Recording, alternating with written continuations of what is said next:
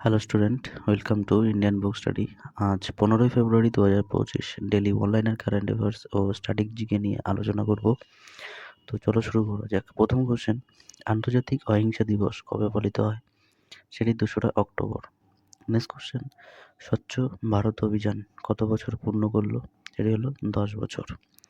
Next question, পাটনায় নবনির্মিত বাপু টাওয়ারের উদ্বোধন করলেন কে? তিনি হলেন বিহারের মুখ্যমন্ত্রী নীতিশ কুমার।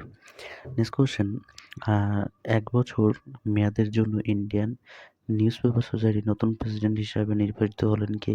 তিনি হলেন V শ্রেয়ামস Kumar.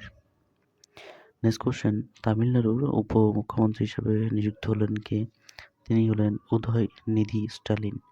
Next question, pisciculture শব্দটি কিসের সঙ্গে সম্পর্কিত? সেটি হচ্ছে মাছ পালন।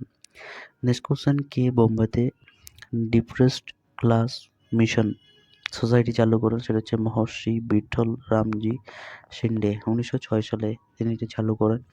নেক্সট কোশ্চেন, ভারতের সব থেকে বেশি দুধ উৎপাদনকারী ছাগলের নাম কি? যেটি হলো জামনাপাড়ি। এই ছাগলের বেশিরভাগ মূলত উত্তরপ্রদেশে পাওয়া যায়। নেক্সট কোশ্চেন, ব্রিটিশ বহুজাতিক bank Hong Kong and Shanghai banking কর্পোরেশনের প্রথম মহিলা চিফ ফিনান্সিয়াল অফিসার হিসাবে নিযুক্ত হয়ে ইতিহাস গড়লেন কে? তিনি হলেন পাম কৌর।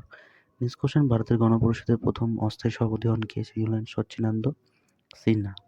এই ছিল 15 ফেব্রুয়ারি 2025-এর 10টা ইম্পর্টেন্ট কারেন্ট অ্যাফেয়ার্স ও স্ট্যাটিক জিকে কোশ্চেন।